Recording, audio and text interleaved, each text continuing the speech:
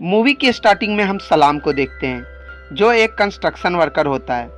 वो अपने साथियों के साथ शराब पी रहा होता है और बाहर बहुत तेज बारिश हो रही होती है। तो सलाम अपने साथियों से कहता है, मुझे लगता है मैं कंस्ट्रक्शन साइट पर मेन पावर ऑफ करना भूल गया हूँ। तो वो और उसके साथी कंस्ट्रक्शन साइट की तरफ जाने के लिए निकल जाते हैं। दूसरी तरफ टेरेसा अपने नाटक की रिहर्सल करके वापस घर आ रही होती है, तो रास्ते से वो किडनैप हो जाती है। फिर सलाम और उसके साथी कंस्ट्रक्शन साइट पर पहुंच जाते हैं। कंस्ट्रक्शन साइट में पहुंचने के बाद सलाम मेन स्विच चेक करता है, तो वह पहले से ही ऑफ होता है। और जब सभी बाहर आ रहे होते हैं तो सलाम को एक लड़की की कराहने की आवाज़ सुनाई देती है। तो वह उस आवाज़ की तरफ जाता है, तो चमकती हुई बिजली की रोशनी में उसे एक आदमी दिखाई देता है। तो सलाम उससे पूछता है कि तुम कौन हो, लेकिन वो आदमी वहाँ से भाग जाता है। और जब सलाम वहाँ पहुँचता है तो वह देखता है कि एक लड़की वहाँ अधमरी हालत में पड़ी हुई है और वह आदमी उसका रेप करके वहाँ से भाग गया था। तो सलाम और उसके साथी टेरेसा को अस्पताल में भर्ती करवाते हैं, जहाँ टेरेसा के पिता कर्नल फिलिप, उसके कॉलेज के दोस्त और कॉलेज के प्रोफेसर मौजूद होते हैं। डीसीपी हरीश माधव केस की इन्वेस्टिगेशन शुरू कर देता है और डॉक्टर हरीश को बताती है कि टेरेसा की हालत बहुत ख़राब है। उसका बुरी तरह से असॉल्ट और रेप किया गया है और उसका कोमा में जाने के ज़्यादा चांसेस हैं। पूछताछ करने पर सलाम हरीश को बताता है कि मैं मैन पावर चेक करने गया था। दरअसल सभी वर्कर शाम 7 बजे कंस्ट्रक्शन साइट से चले जाते थे और वॉचमैन भी रात को 9 बजे आता था। इन बातों को सुनकर हरीश इस नतीजे पे पहुंचता है कि जिसने भी यह काम किया है उसने पूरी प्लानिंग के साथ किया है। डॉक्टर हरीश को बताती है कि टेरेसा की बॉडी से सीमेन तो मिला है, पर जिस चेन से उसे बांधा गया था उस पर कोई भी फिंगरप्रिंट नहीं मिले हैं। इन्वेस्टिगेशन के दौरान हरीश बहुत से लोगों से पूछताछ करता है, पर वह किसी भी नतीजे पर नहीं पहुंच पाता है। 7 महीने बीत जाते हैं और पुलिस को 1 हफ्ते का समय दिया जाता है, नहीं तो यह केस क्राइम ब्रांच को हैंडओवर कर दिया जाता। तो हरीश अपने साथियों से कहता है कि हम एंसेस्ट्रल जेनेटिक्स की मदद लेंगे। कई लोग अपने पूर्वजों के बारे में जानने के लिए अपना डीएनए डोनेट करते हैं। तो टेरेसा के बॉडी पर पाए गए सीमेन की डीएनए रिपोर्ट हम देश के हर लेबोरेटरी में भेजेंगे, जिससे हमें उस डीएनए के आदमी का पता चल सके। फिर उस सीमेन वाले डीएनए रिपोर्ट को देश के हर लैब में भेजा जाता है, जो हैदराबाद के आईटी इंजीनियर सुदेव रंजन के डीएनए से मैच हो जाता है। तो हरीश हैदराबाद सुदेव से मिलने चला जाता है, जहां सुदेव हरीश को बताता है कि मैं केरल कभी कभार ही जाता हूं और जिस दिन की आप बात कर रहे हैं उस दिन मैं अपने दोस्तों के साथ हैदराबाद में पार्टी कर रहा था, पर मेरे दादा के भाई की फैमिली कोची में ही रहते हैं, मैं आपको उनका पता दे सकता हूँ। इस तरह हरीश को पता चलता है कि सुदेव का रिश्तेदार कोई और नहीं बल्कि टेरेसा के कॉलेज प्रोफेसर निशांत होता है। तो हरीश निशांत की शिनाख्त करने के लिए अपने साथ सलाम को ले जाता है और जब निशांत अपनी बीवी हरिका के साथ शॉपिंग करके पार्किंग एरिया में आ रहा होता है तो सिविल ड्रेस पहने 2 पुलिस वाले उससे बेवजह झगड़ा करने लगते हैं और उनमें से एक निशांत के पेट में मुक्का मारता है, जिससे वह उसी पोजीशन में आ जाता है जिस पोजीशन में सलाम ने उसे उस रात देखा था, जिससे सलाम उसे तुरंत पहचान लेता है और वह हरीश को कहता है कि यह वही आदमी है। हरीश निशांत की नौकरानी की मदद से उसका हेयर सैंपल और टूथब्रश हासिल करके उसे डीएनए टेस्टिंग के लिए भेज देता है और वह निशांत के दोस्तों से उस रात के बारे में पूछताछ करता है। तो निशांत के दोस्त उसे बताते हैं कि उस रात हम सब कॉलेज की ऑफिस में ही थे, पर निशांत आधे घंटे के लिए बाहर से शराब लाने गया था और उधर निशांत का डीएनए टेरेसा की बॉडी पर मिले सीमेन के डीएनए से मैच कर जाता है। तो हरीश निशांत को अरेस्ट कर लेता है। फिर निशांत का कोर्ट में केस चलता है। पब्लिक प्रोसिक्यूटर थॉमस इल्बी सारे सबूतों को कोर्ट में पेश करता है। सारे सबूतों और गवाहों को सुनने के बाद जज निशांत को आजीवन कारावास की सजा सुनाता है और उसे जेल भेज दिया जाता है। पर कोर्ट के बाहर निशांत हरीश से कहता है कि आप बहुत बड़ी गलती कर रहे हैं, मैंने ऐसा कुछ भी नहीं किया है। निशांत के जेल में रहते हुए 7 साल बीत जाते हैं। टेरेसा अब भी कोमा में ही होती है और लाइफ सपोर्ट सिस्टम की मदद से जिंदा रहती है। दूसरी तरफ हरीश भी कुछ दिनों में रिटायर होने वाला था। जब वह पार्क में जॉगिंग कर रहा होता है तो मिनिस्टर मैथ्यू के आदमी उसे धमकी देते हैं कि कोर्ट में तुम अपना स्टेटमेंट बदल लेना, नहीं तो तुम्हारे लिए अच्छा नहीं होगा। दरअसल हरीश ने मिनिस्टर मैथ्यू की गाड़ी को डॉलर्स स्मगल करते हुए पकड़ा था, पर हरीश कोई जवाब नहीं देता है और मैथ्यू के गुंडे वहां से चले जाते हैं। दूसरी तरफ निशांत जेल से सजा काटकर बाहर निकल जाता है और अपनी बीवी हरिता और बेटी से मिलने जाता है, पर उसकी बीवी उसे पहचानने से इनकार कर देती है। और इधर हरीश रिटायरमेंट की खुशी में अपने घर पर एक पार्टी देता है, जिसमें वो पब्लिक प्रोसिक्यूटर थॉमस से कहता है कि मुझे रिटायरमेंट में जो भी पैसा मिलेगा मैं उससे अपने बेटे को फॉरेन पढ़ने के लिए भेजूंगा। अगले दिन हरीश अपने रिटायरमेंट फंक्शन में होता है तो उसे थॉमस का फ़ोन आता है और वह थॉमस से मिलने उसके ऑफिस चला जाता है, जहां थॉमस हरीश को बताता है निशांत ने अपने केस को रीओपन करने के लिए हाई कोर्ट में पिटीशन डाला है। तो हरीश उससे कहता है कि अब मैं रिटायर्ड हूं और यह तुम्हारी प्रॉब्लम है, तुम खुद ही सुलझाओ। केस रीओपन होने की खबर सभी न्यूज़ चैनल्स के जरिए फैल जाती है, जिसके बाद थॉमस हरीश से कहता है कि हमारे प्राइम विटनेस सलाम से कांटेक्ट नहीं हो पा रहा है और अगर वह किसी तरह अपने बयान से बदल गया तो केस के लिए अच्छा नहीं होगा। तो दोनों सलाम के घर जाते हैं, जहां सलाम की बीवी उसे बताती है कि सलाम कोयम्बतूर अपने एक रिश्तेदार से मिलने गया है। तो हरीश उससे कहता है कि तुम्हारा कांटेक्ट जैसे ही सलाम से हो उसे कोर्ट में हाजिर होने के लिए कहना, ताकि एक लड़की को इंसाफ मिल सके। कुछ दिनों बाद केस का ट्रायल शुरू हो जाता है, जहां निशांत जज साहब से कहता है कि मैंने जेल में रहते हुए सेंट्रल लॉ कॉलेज से एडवोकेट की डिग्री ली है और मैं खुद ही अपना केस लड़ना चाहता हूं। तो जज इसकी इजाज़त दे देता है। फिर निशांत मेन विटनेस सलाम को कटघरे में बुलाता है और उससे पूछता है कि पिछले दिनों तुम कहां पर थे। तो सलाम कहता है कि मैं अपने एक रिश्तेदार से मिलने कोयम्बतूर गया हुआ था, पर निशांत कोर्ट को बताता है कि सलाम झूठ बोल रहा है। वह कोयम्बतूर में नहीं बल्कि गुंटूर के एक डी एडिक्शन सेंटर में भर्ती था, ताकि शराब की लत छोड़ सके। और पिछले 7 सालों में यह 6 अलग अलग डी एडिक्शन सेंटर में भर्ती हो चुका है। और जिस दिन इसने मुझे उस कंस्ट्रक्शन साइट पर देखा था उस दिन भी यह शराब के नशे में था, पर पुलिस ने यह बात छुपाई क्योंकि अदालत कभी भी एक शराबी की गवाही नहीं मानता। इसलिए जज मेन विटनेस सलाम की गवाही को निरस्त कर देता है। अगले दिन सुनवाई में निशांत केरला सेंट्रल लेबोरेटरी के डायरेक्टर को विटनेस बॉक्स में बुलाता है और उससे पूछता है कि अभी आपकी लैब कहाँ है। तो वह बताता है कि हमारी लैब को सरकार ने 2 साल पहले ही बंद कर दिया है। और लैब बंद करने का कारण जानने के लिए निशांत 3 नए गवाहों को पेश करने की इजाज़त मांगता है, पर थॉमस इस पर ऑब्जेक्शन करता है। बिना पब्लिक प्रोसिक्यूटर को अग्रिम सूचना दिए नए गवाह पेश नहीं किए जा सकते हैं। तो जज अगली सुनवाई की डेट दे देता है, पर निशांत जज से कहता है कि इस केस के कारण मैंने अपनी फैमिली, अपना जॉब और अपनी रेपुटेशन तीनों खो दी है।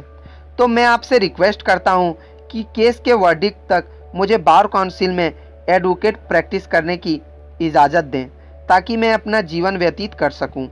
तो जज उसे इजाज़त दे देता है और उसे बार काउंसिल के द्वारा टेम्पररी लाइसेंस दे दिया जाता है।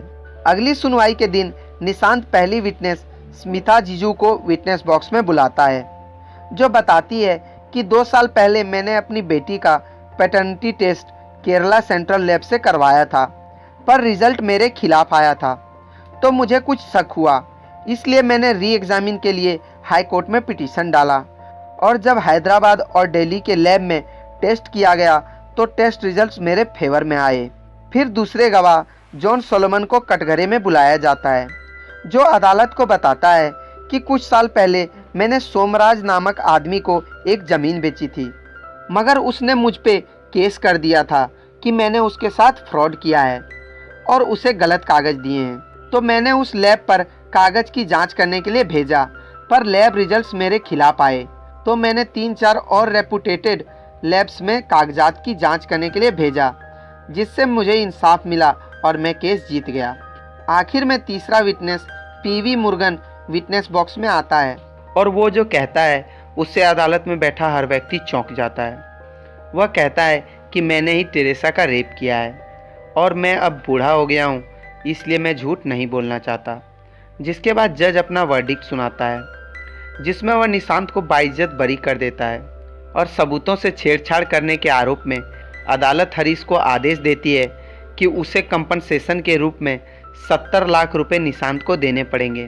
केस के जजमेंट के बाद निशांत को उसकी रिस्पेक्ट और फैमिली दोनों वापस मिल जाते हैं। दूसरी तरफ हरीश केस हारने के बाद शराब के नशे में धुत रहने लगता है और एक दिन मिनिस्टर मैथ्यू के आदमी हरीश के घर पर पत्थर फेंकते हैं। तो अपनी फैमिली की रक्षा करने के लिए हरीश अपनी बीवी और बेटे को गांव भेज देता है। एक शाम हरीश पब में बैठकर शराब पी रहा होता है और वह थॉमस से कहता है कि निशांत एक शातिर क्रिमिनल है और मैं उसे गुनहगार साबित करके रहूँगा। फिर वह शराब के नशे में अपने घर जाता है और वह देखता है कि पूरा घर बिखरा हुआ है और किसी ने उसके कुत्ते ड्रैक को भी मार दिया है। तो वह गुस्से में सीधे निशांत के पास जाता है और उससे हाथापाई करने लगता है, पर निशांत के दोस्त उन दोनों को छुड़ा देते हैं और हरीश वहां से चला जाता है। अगले दिन हरीश उस जेल में जाता है जहां निशांत ने अपनी सजा काटी थी। तो जेलर हरीश को बताता है कि शुरू में जेल की कैदी निशांत को बहुत टॉर्चर करते थे, क्योंकि जेल में सबसे ज़्यादा टॉर्चर रेपिस्ट को ही झेलनी पड़ती है।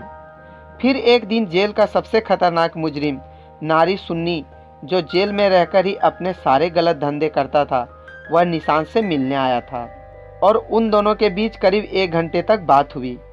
पर उस दिन के बाद से सब कुछ बदल गया। नारी सुन्नी ने निशांत को अपना दोस्त बना लिया और निशांत भी अपने बैरक में बस पढ़ता ही रहता था और नारी ने भी अपने सारे बुरे धंधे छोड़ने का फैसला किया। फिर हरीश मुर्गन से मिलने उसके जेल जाता है, जहां मुर्गन उसे बताता है कि जब मुझे पता चला कि मेरे किए की सज़ा एक निर्दोष को मिली है तो मैं बहुत दुखी हुआ। तो मैंने निशांत को एक लेटर लिखा, पर उसने कोई भी जवाब नहीं दिया। पर वो जब जेल से बाहर आया तो वो मुझसे मिलने आया और उसी के कहने पर मैंने अदालत में अपना गुनाह कबूल किया। फिर हरीश वहाँ से चला जाता है। दूसरी तरफ केस जीतने के कारण निशांत एक सेलिब्रिटी बन जाता है। उसे कई न्यूज़ डिबेट और रेडियो पॉडकास्ट में बुलाया जाता है और वह एक लॉ फर्म भी खोलता है, जहां उससे मिलने 3 लॉ स्टूडेंट्स आते हैं। तो निशांत उनसे कहता है कि मैंने ये लॉ फर्म पैसे कमाने के लिए नहीं खोली है, तुम अगर चाहो तो यहाँ लॉ प्रैक्टिस कर सकती हो। तो तीनों तैयार हो जाते हैं, जिसके बाद हरीश सलाम से मिलने जाता है, जो हरीश को बताता है कि मैंने कई बार शराब छोड़ने की कोशिश की, पर कोई ना कोई हर बार मुझे शराब पिला ही देता था, जिन्हें मैं पहचानता भी नहीं था। मुझे लगता है कि कोई चाहता था कि मैं कभी भी शराब ना छोड़ पाऊँ। जिसके बाद हरीश की वाइफ थॉमस को कॉल करती है और उसे कहती है कि हरीश कॉल का जवाब नहीं दे रहा है, क्या आप मेरी उससे बात करवा सकते हैं। तो थॉमस हरीश के घर चला जाता है और वह वहाँ पर अरुणिमा की तस्वीर देखता है, जो निशांत के ऑफिस में काम करती है। फिर हरीश थॉमस को बताता है कि निशांत एक साइकोपैथ है और वह ज़्यादा दिनों तक शिकार किए बिना नहीं रह सकता और वह सिर्फ इंटेलिजेंट और स्मार्ट लड़कियों को अपना शिकार बनाता है। तो मुझे यकीन है कि निशांत उसके ऑफिस में काम कर रही अरुणिमा को ही अपना अगला शिकार बनाएगा और जब वह ऐसा करेगा तो मैं उसे पकड़ लूँगा। अगले कुछ दिनों तक हरीश अरुणिमा का पीछा करता है और एक दिन उसे लगता है कि किसी ने अरुणिमा को अगवा कर लिया है। तो वो उसे ढूंढने लगता है और वह देखता है कि अरुणिमा एक घर में बेहोश पड़ी होती है। तो वह उसके पास जाता है। तभी अरुणिमा को होश आ जाता है और वह चिल्लाने लगती है। उसे लगता है कि हरीश ही उसे किडनैप करना चाह रहा था, पर तभी वहाँ पर पुलिस आ जाती है और अरुणिमा के बयान पर हरीश को हिरासत में ले लेती है। फिर हरीश से मिलने उसका दोस्त थॉमस आता है और उससे कहता है कि मैं तुम्हारा केस नहीं लड़ सकता, मैं क्या, कोई भी तुम्हारा केस नहीं लड़ेगा। जिसके बाद निशांत हरीश से मिलने आता है और उससे एक कागज़ पर साइन करने को कहता है ताकि निशांत हरीश का केस लड़ सके। वह निशांत से कहता है कि मैं कोर्ट में यह साबित करूंगा कि मुझसे केस हारने के बाद तुम अपना दिमागी संतुलन खो चुके हो और इसी हालत में तुमने यह गुनाह किया है। पर निशांत को यह पता नहीं होता है कि हरीश उसके बारे में अब सब कुछ जानता है। फिर हरीश निशांत के बारे में एक एक बात बताने लगता है। दरअसल जब नारी सुन्नी निशांत से जेल में मिलने आया था तो वह एक आदमी से टैक्स बचाने के बारे में बात कर रहा होता है। तो निशांत उससे कहता है कि मैं तुम्हारा सारा ब्लैक मनी बिना टैक्स का 1 रुपया दिए वाइट कर सकता हूँ, क्योंकि निशांत फाइनेंस एंड अकाउंट्स में PhD किए हुए होता है।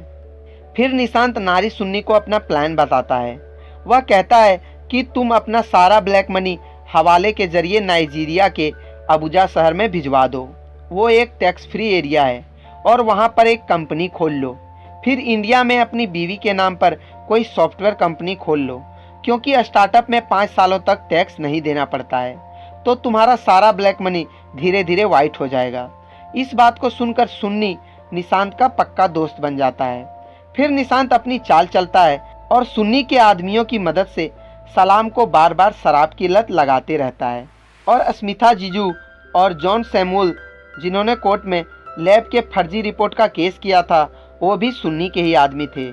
और पीवी मुर्गन, जिसने टेरेसा के रेप केस को अपने सर पर लिया था, वो भी सुन्नी के कहने पर ही किया था, जिसे इस काम के बदले 60 लाख रुपए लॉटरी के थ्रू मिले थे।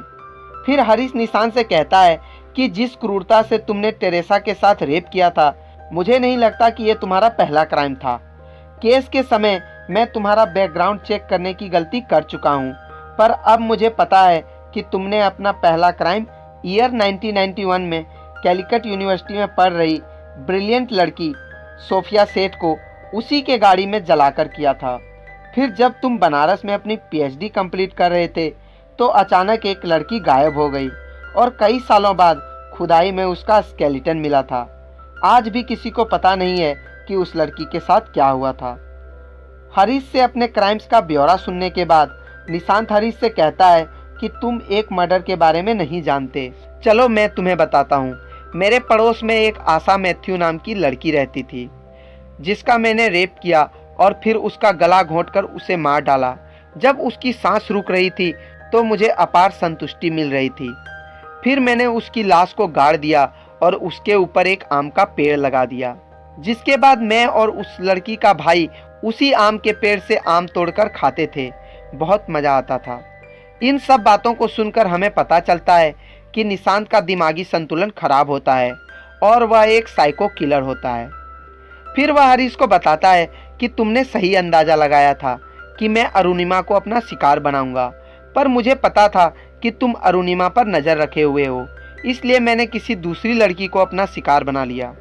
यह वही लड़की होती है जिसके साथ निशांत ने रेडियो पॉडकास्ट किया था और उसे उसने हरीश के घर में बांध रखा था। फिर वह हरीश से कहता है कि कल तुम्हारे घर में एक लड़की की लाश मिलेगी और उस हत्या का आरोप भी तुम्हारे ऊपर ही लगेगा। जिसके बाद निशांत वहां से हरीश के घर जाता है और उस लड़की के चेहरे से कपड़ा हटाता है, तो वह लड़की नहीं बल्कि उसकी बीवी होती है। और तभी वहां पर हरीश और पुलिस वाले आ जाते हैं और हरीश निशांत को बताता है कि तुम सोच रहे थे कि यह तुम्हारा प्लान है, पर हमारी पुलिस हमेशा से ही तुम्हारा पीछा कर रही थी और उन्हें पहले ही पता था तुमने उस लड़की को छुपाकर कहाँ रखा है। फिर पुलिस वाले निशांत को हिरासत में ले लेते हैं और निशांत पर टेरेसा रेप केस और षड्यंत्र रचने का केस चलाया जाता है। तभी वहाँ पर कर्नल फिलिप आता है और वह थॉमस को बताता है कि टेरेसा अब इस दुनिया में नहीं रही, तो निशांत पर टेरेसा के मर्डर का भी इल्ज़ाम लग जाता है। अदालत निशांत और उसका साथ देने वाले सभी साथियों पर कार्रवाई करने का आदेश देती है और हरीश की रेपुटेशन उसे वापस मिल जाती है। जिसके बाद हरीश मिनिस्टर मैथ्यू के पास जाकर अपने कुत्ते डेरेक का फोटो दिखाता है और उससे कहता है कि क्या तुमने जॉन विक मूवी देखी है, और अगर आपने जॉन विक मूवी देखी होगी तो इस डायलॉग का मतलब आप समझ ही गए होंगे। और यह मूवी यहीं पर ख़त्म हो जाती है। अगर वीडियो पसंद आई हो तो वीडियो को लाइक करें और चैनल को सब्सक्राइब। धन्यवाद।